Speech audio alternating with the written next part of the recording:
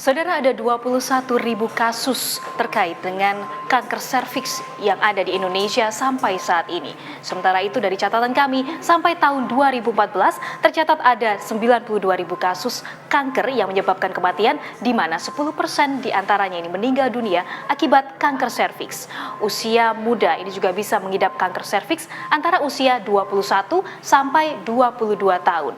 Indonesia sendiri saat ini berada di peringkat kedua yang mengidap kanker serviks terbanyak di dunia.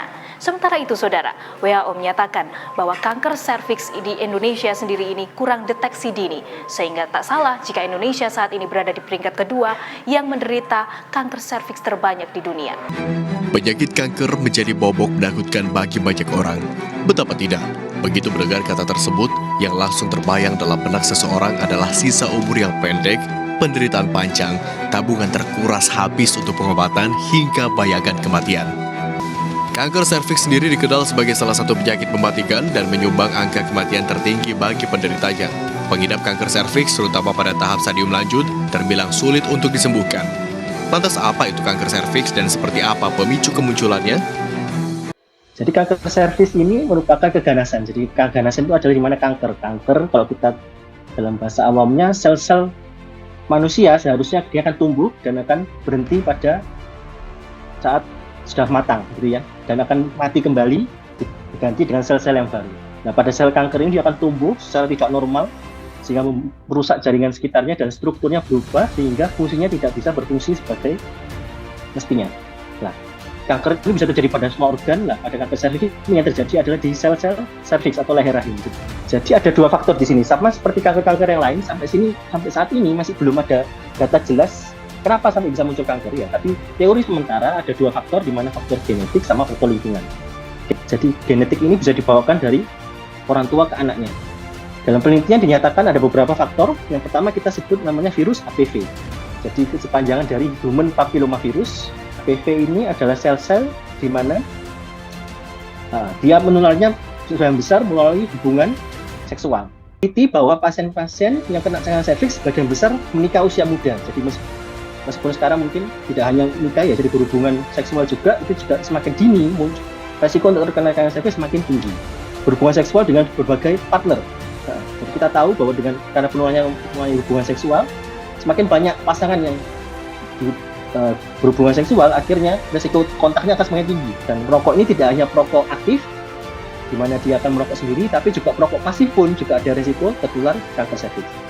Untuk mengenal lebih lanjut tentang kanker serviks, kami mengadakan webinar dengan judul Mengenal Kanker Serviks dan Upaya Pencegahannya. Dalam webinar ini, kami mengundang narasumber yang merupakan dokter spesialis dalam, Dr. Ivan Pratama. Berdasarkan hasil penelitian yang dilakukan pada kalangan remaja, dapat disimpulkan bahwa yang pertama, pengetahuan responden tentang deteksi dini kanker serviks sebelum pemberian penyuluhan sebagian besar mempunyai pengetahuan, yaitu 10 responden. Pemahaman responden setelah dilakukan pemberi materi penyuluhan responden sebagian besar mempunyai pengetahuan baik. Yang ketiga, materi dari narasumber tersebut memiliki dampak yang signifikan terhadap pengetahuan tentang kanker serviks pada kalangan remaja atau mahasiswa. Sebelum peserta mendapat materi dari narasumber, kami memberikan link pretest untuk mengetahui seberapa besar pengetahuan peserta mengenai kanker serviks.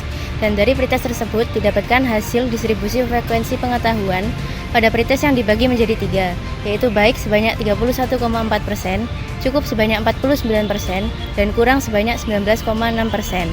Hasil ini menunjukkan bahwa sebagian besar responden belum pernah mendapat informasi tentang deteksi dini kanker serviks.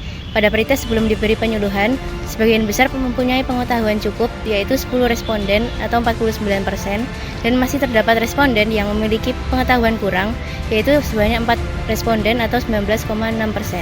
Setelah kita mengadakannya pretest, kita juga mengadakannya post-test. Post-test ini bertujuan untuk mengevaluasi seberapa jauh pengetahuan dan pemahaman yang telah diperoleh oleh tiap individu setelah suatu pembekalan yang telah dilalui. Berdasarkan hasil yang telah didapat, proyek webinar yang telah kami lakukan terbukti sangat bermanfaat bagi kalangan mahasiswa dalam menambah pengetahuan mengenai kanker serviks, karena 80% dari peserta telah memahami materi dengan baik sehingga akan bermanfaat bagi mereka ke depannya. Kesimpulan inti dari adanya proyek ini yaitu pengaruh pendidikan terhadap kesehatan, peningkatan pengetahuan remaja atau mahasiswa dalam hal deteksi kanker serviks secara dini terbilang tinggi. Pendidikan kesehatan berpengaruh dalam peningkatan pengetahuan, sikap, dan perilaku. Para remaja atau mahasiswa menjadi lebih aware terhadap kesehatan serviks yang di Indonesia sendiri masih sering dianggap remeh. Peserta yang berpartisipasi pada webinar kita kali ini berjumlah 18 orang yang sebagian besar merupakan perempuan.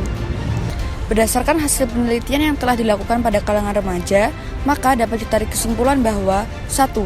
Pengetahuan responden tentang deteksi dini kanker serviks sebelum pemberian penyuluhan sebagian besar mempunyai pengetahuan cukup, yaitu 10 responden. 2.